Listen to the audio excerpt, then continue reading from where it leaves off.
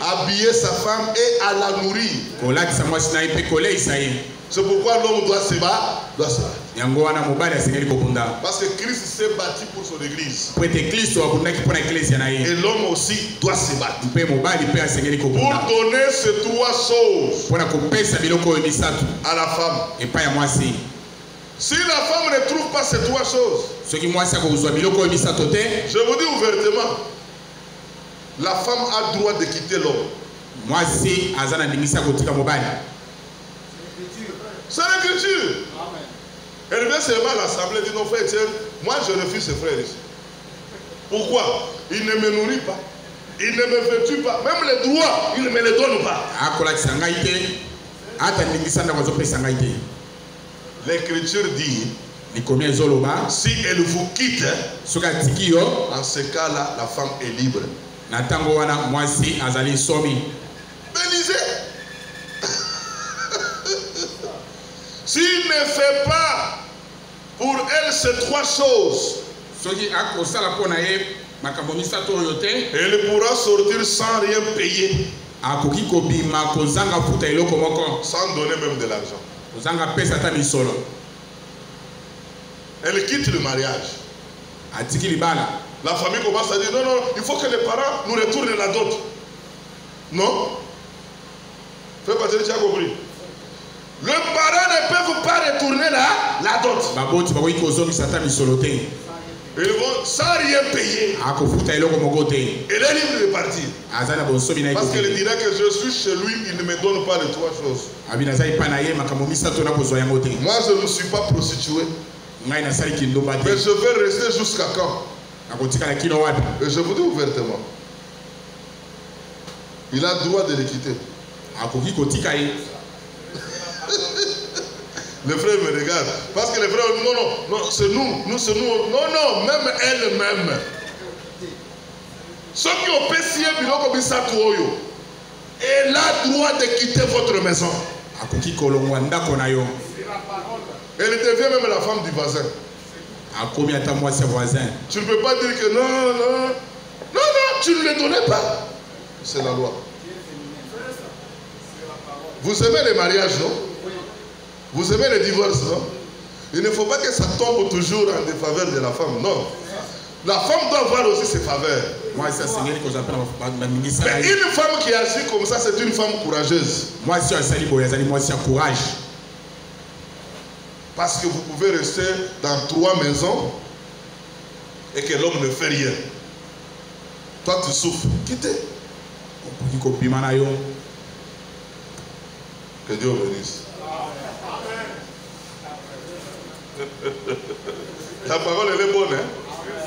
Dieu a tout parlé dans la Bible. L'homme doit à sa femme ce qui est de son droit.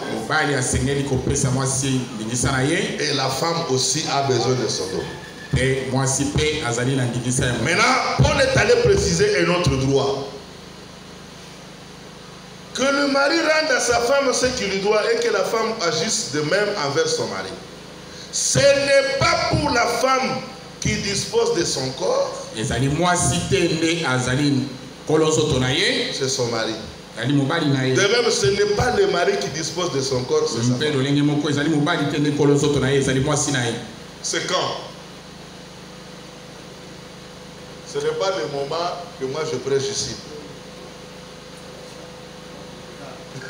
C'est le droit conjugal. Quand l'homme demande le droit conjugal, la femme doit donner. Doit.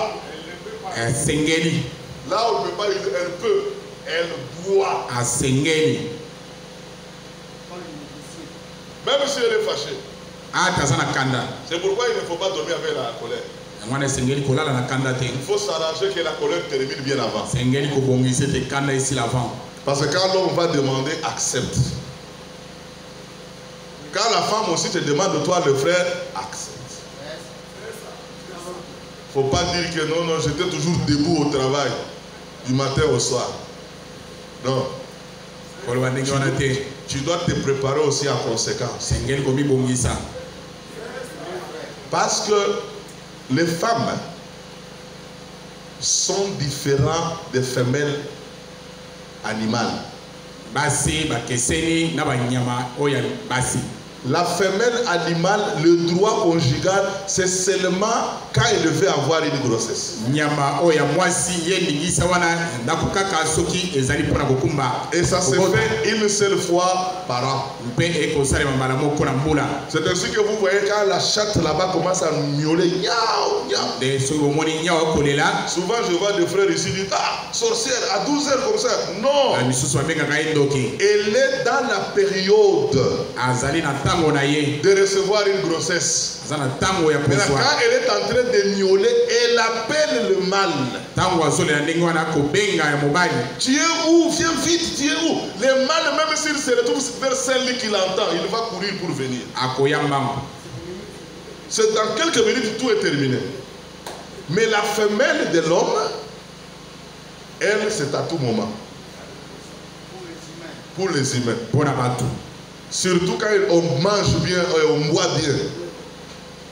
Surtout quand même on a la fête. Quand on a la joie. Ça se termine là-bas. C'est pourquoi l'Écriture dit, si l'homme demande, il faut donner. Si la femme demande, il faut donner. Ah, c'est là que si tu as deux femmes, il faut être solide aussi. Là, je m'arrête un peu. On va parler plus largement dimanche. Et je termine pour que notre frère prenne la chair aussi. Regardez, il y a des systèmes de femmes. Quand il y a un problème, elle porte le pantalon. Soit elle quitte le lit et va dormir au salon. Une pareille femme, chassez-la. Elle refuse de porter la sémence. La parole vous autorise de les chasser. Elle ne peut pas faire ça. Est-ce que vous comprenez ça? Parce qu'il y a beaucoup qui font des blagues. Elle descend, après demain elle monte. Ça risque de faire entrer les démons dans la maison. Une pareille femme, il faut l'amener devant l'assemblée. On a commencé à traiter des problèmes. Ces problèmes-là, on va aller à les traiter même devant tout le monde. Et on te chasse de l'assemblée. On donne de l'ordre pour que les gens se disciplinent dans le mariage. Je m'arrête aujourd'hui là-bas. Parce que le dimanche, on va prendre les tours. Après, les mariés vont continuer. Pas les célibataires. Les mariés. Comme toi, comme frère Caleb. Un célibataire ne peut pas venir marcher sur le mariage. Il va nous enseigner quoi? Là, on va dire aux célibataires qui président seulement, sans dire un mot. Parce qu'il risque de parler des histoires comme des papes. Comme le pape. Que le Seigneur vous bénisse. On peut prier. Mettons-nous debout, on prie. Créateur du ciel et de la terre, le Dieu d'Abraham, le Dieu d'Isaac, le Dieu d'Israël, sommes arrivés à la fin de l'adoration parce que nous avions écouté ta parole. Nous étions le bien heureux de se tenir dans ta présence pour recevoir cette portion de l'Écriture. Nous l'avons reçu, 1 Corinthiens 7. Nous l'avons introduit aujourd'hui. Il y a de meilleures et de bonnes choses là-dedans. Dieu d'Abraham, bénis tes enfants. Ce sont de paroles dures. Des fois, ça fait honte devant nos enfants. Mais Seigneur, nous et les enfants, nous formons la même masse. Parce que tout doit s'y apprendre dans la parole pour que nos enfants soient bien éduqués. Dieu d'Abraham, Dieu d'Isaac, bénis cette portion de l'Écriture dans notre âme et fais de la manière que ces Écritures nous accompagnent jusque chez nous à la maison, que l'Esprit vivifie cela afin que ça puisse produire la vie. Bénis les frères et les sœurs, ils ont leurs différents problèmes dans leur cœur. Écoute la prière de tout un chacun, Seigneur, et donne la solution. Nous te le demandons de pourvoir pour nous. Nous te demandons de nous donner les moyens nécessaires. Nous te demandons de nous soutenir. Oh Dieu, bénis l'Assemblée et l'Église en général. Bénis les frères qui ont travaillé et les frères qui sont venus et les sœurs. Nous voulons retourner, accompagne-nous dans le chemin, que chacun arrive sain et sauf à la maison, que tu nous protèges contre tout mal, contre tout incident majeur et mineur et contre tout accident. Merci notre bien-aimé, nous te disons merci au nom du Seigneur Jésus-Christ. Amen. Amen. Que Dieu vous bénisse.